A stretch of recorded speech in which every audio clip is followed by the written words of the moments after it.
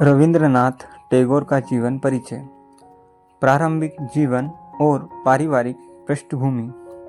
रविंद्रनाथ टैगोर का जन्म 7 मई 1861 को बंगाल प्रेसिडेंसी के कलकत्ता अब कोलकाता के जोरासांको ठाकुरबाड़ी में हुआ था।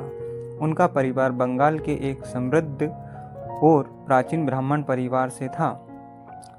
रविंद्रनाथ के पिता देवेंद्रनाथ टैगोर एक सम्मानित धार्मिक और सामाजिक विचारक थे, जबकि उनकी माता शारदा देवी धार्मिक और सांस्कृतिक रूप से जागरूक महिला थी। रविंद्रनाथ का परिवार उस समय बंगाल के प्रमुख सामाजिक और सांस्कृतिक गतिविधियों में प्रमुख भूमिका निभा रहा था। उनके दादा द्वारकानाथ टैगोर भी एक प्रमुख व्यक्तित्व थे, जिन्होंने न केवल समाज में अपनी छाप छोड़ी बल्कि भारतीय पुनर्जागरण में भी महत्वपूर्ण भूमिका निभाई। टैगोर परिवार उस समय के प्रगतिशील विचारों का केंद्र था, जिसने रविंद्रनाथ की सोच और दृष्टिकोण को आकार देने में महत्वपूर्ण भूमिका निभाई। शिक्षा और प्रारंभिक साहित्यिक प्रयास। रविंद्रनाथ टैगोर की शिक्षा का प्रारंभ घर पर ही हुआ। उनके पिता ने उन्हें संस्कृत, बांग्ला, अंग्रेजी और पश्चिमी साहित्य की शिक्षा दी। उन्होंने कला, संगीत और साहित्य के प्रति गहरी रुचि दिखाई। सेंट जेवियर्स स्कूल में थोड़े समय के लिए पढ़ाई करने के बाद उन्हें 1878 में उच्च शिक्षा के लिए इंग्लैंड भेजा गया। वे लंदन के यूनिवर्सिटी कॉलेज लंदन में कानून की पढ़ाई करने लगे, लेकिन जल्द ही उन्होंने कानून की पढ़ाई छोड़ दी और साहित्य, संगीत और कला में अपना करियर बनाने का फैसला किया। साहित्यिक यात्रा की शुरुआत। रविंद्रनाथ टैगोर की साहित्यिक यात्रा बहुत ही कम उम्र में शुरू हो गई थी। उनका पहला काव्य संग्रह कविकाहिनी 1878 में प्रकाशित हुआ। टैगोर ने बंगाली साहित्य को एक नई दिशा दी। उनकी रचनाओं में भारतीय संस्कृति, दर्शन और मानवता का गहरा समावेश था। टैगोर ने साहित्य के लगभग सभी रूपों में लिखा, जिसमें कविता, कहानी, उपन्यास, नाटक, निबंध और यात्रा वृत्तांत शामिल है। उनके प्रमुख कार्यों में गीतांजलि, गोरा, घरे बाहिरे, चोखेरवाली और राजश्री शामिल है। गीतांजलि और नोबेल पुरस्कार। रविंद्रनाथ टैगोर की सबसे प्रसिद्ध कृति गीतांजलि है, जो 1912 में प्रकाशित हुई। इस काव्य संग्रह में टैगोर ने मानवता, धर्म और प्रकृति के प्रति गहरी संवेदनाओं को व्यक्त किया। गीतांजलि की सफलता ने उन्हें अंतर्राष्ट्रीय स्तर पर पहचान दिलाई और 1913 में टैगोर को साहित्य के क्षेत्र में नोबेल पुरस्कार से सम्मानित किया गया। यह पुरस्कार पाने वाले वे पहले एशियाई व्यक्ति थे। टैगोर का दार्शनिक और धार्मिक दृष्टिकोण। रविंद्रनाथ टैगोर केवल एक कवि, लेखक या संगीतकार नहीं थे, वे एक महान दार्शनिक और धार्मिक विचारक भी थे। उनका दर्शन भारतीय परंपरा में गहराई से जड़ा हुआ था, लेकिन उन्होंने इसे एक व्यापक और सार्वभौमिक दृष्टिकोण के साथ जोड़ा। टैगोर के अनुसार मानवता का वास्तविक उद्देश्य स्वयं की खोज और आत्मा की शांति में है। उनका मानना था कि सच्ची शिक्षा वह है जो मनुष्य को जीवन की गहराइयों को समझने और उसे जीवन के हर पहलू में आनंद लेने में सक्षम बनाती है। सामाजिक सुधारक के रूप में टैगोर का समाज सुधारक के रूप में योगदान भी बहुत महत्वपूर्ण था। उन्होंने समाज के वंचित वर्गों के लिए आवाज़ उठाई और जाति, धर्म और लिंग के भेदभाव के खिलाफ अपने विचार व्यक्त किए। टैगोर ने बाल विवाह, सती प्रथा और दहेज प्रथा जैसी सामाजिक बुराइयों का खुलकर विरोध किया। उन्होंने महिला शिक्षा का समर्थन किया और महिलाओं के अधिकार के लिए लड़ाई लड़ी। उनके विचारों ने समाज को प्रगतिशील और मानवीय बनाने में महत्वपूर्ण भूमिका निभाई। शिक्षा में योगदान और शांति निकेतन की स्थापना। रविंद्रनाथ टैगोर ने शिक्षा के क्षेत्र में भी महत्वपूर्ण योगदान दिया।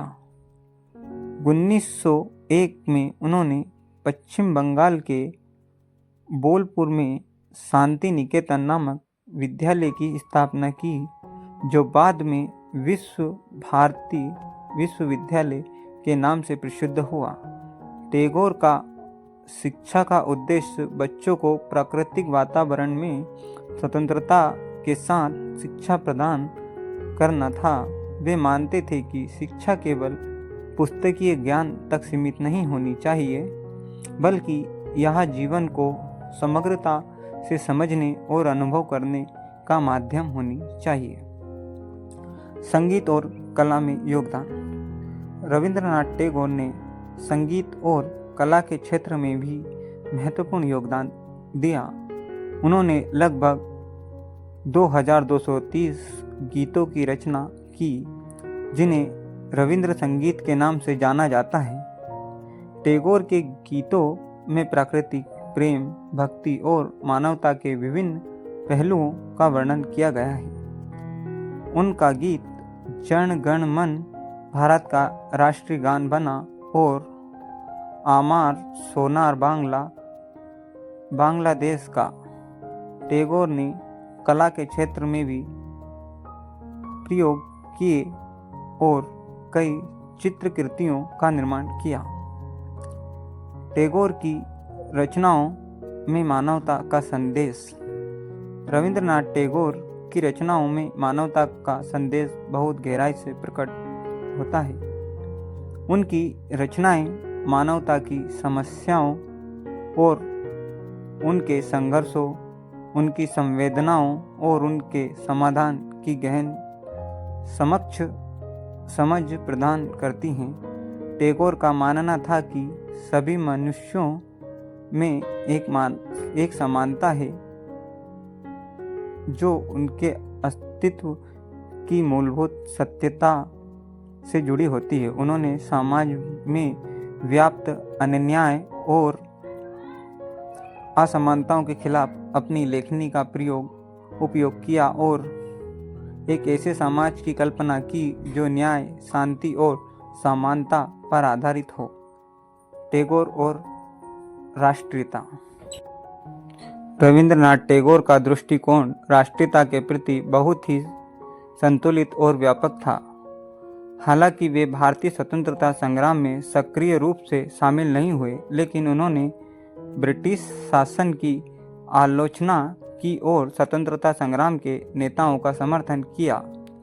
टैगोर का मानना था कि राष्ट्रीयता का अर्थ केवल देश की स्वतंत्रता नहीं, बल्कि एक ऐसे समाज का निर्माण है जो मानवता, न्याय और शांति पर आधारित हो। उन्होंने जलियांवाला बाग हत्याकांड के बाद ब्रिटिश सरकार द्वारा दी गई नाइटहुड की उपाधि को लौटा दिया, जो उनके विरोध का एक महत्वपूर्ण कदम था। टैगोर और गांधी। रविंद्रनाथ टैगोर और महात्मा गांधी के बीच एक गहरी मित्रता और आपसी सम्मान था। टैगोर ने गांधी जी को महात्मा की उपाधि दी और गांधी जी ने टैगोर को गुरुदेव का सम्मान दिया। दोनों ही भारतीय स्वतंत्रता संग्राम के प्रमुख व्यक्तित्व थे, लेकिन उनके विचारों में कुछ भिन्नताएं थीं। गांधी जी जहां अहिंसा और सत्याग्रह के माध्यम से स्वतंत्रता की बात करते थे, वहीं टैगोर का मानना था कि स्वतंत्रता का अर्थ केवल राजनीतिक स्वतंत्रता नहीं, बल्कि व्यक्ति की आंतरिक स्वतंत्रता भी है। टैगोर का व्यक्तिगत जीवन रविंद्रनाथ टैगोर का व्यक्तिगत जीवन कई उतार चढ़ावों से भरा था। उन्होंने 1833 में मृणालिनी देवी से विवाह किया, जिनसे उन्हें 5 संतानें हुईं। हालांकि टैगोर का पारिवारिक जीवन बहुत ही दुखद नहीं रहा, क्योंकि उनके जीवन में कई व्यक्तिगत त्रसदियां आईं। उनकी पत्नी मृणालिनी देवी की मृत्यु 1902 में हो गई और इसके बाद उनके 2 बच्चों की भी असामयिक मृत्यु हो गई। इन त्रसदियों ने टैगोर को गहराई से प्रभावित किया और उनकी रचनाओं में एक गहन संवेदनशीलता का समावेश हुआ। टैगोर की अंतर्राष्ट्रीय यात्राएं। रविंद्रनाथ टैगोर ने अपने जीवन में कई अंतर्राष्ट्रीय यात्राएं की, जिनका उनके जीवन और विचारों पर गहरा प्रभाव पड़ा। टैगोर ने एशिया, यूरोप, अमेरिका और अफ्रीका के कई देशों का दौरा किया और वहां के प्रमुख साहित्यकारों, कलाकारों और विचारकों से मुलाकात की।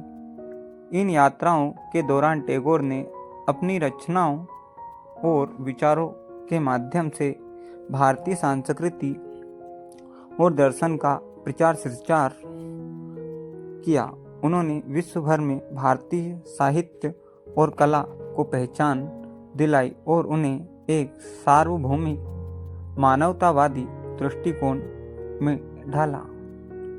टैगोर की मृत्यु और उनकी विरासत।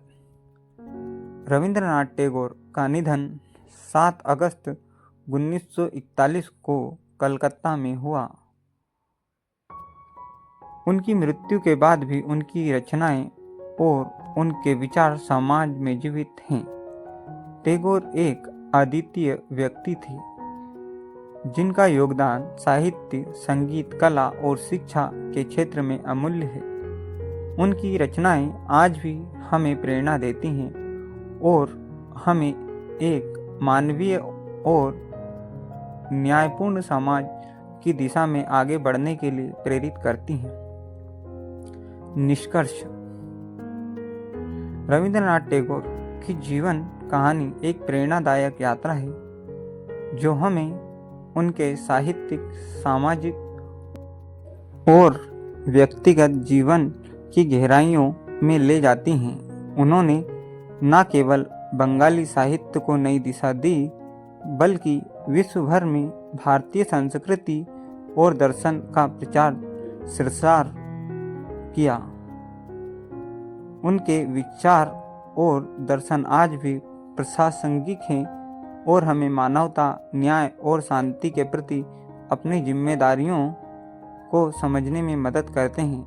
टैगोर की रचनाएं और उनके जीवन के संदेश हमें हमेशा याद दिलाते हैं कि मानवता का सच्चा उद्देश्य केवल ज्ञान प्राप्त करना नहीं, बल्कि जीवन को समग्रता से जीना और उसे समृद्ध बनाना है।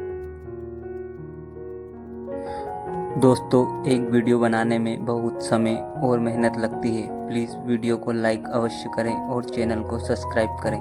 धन्यवाद।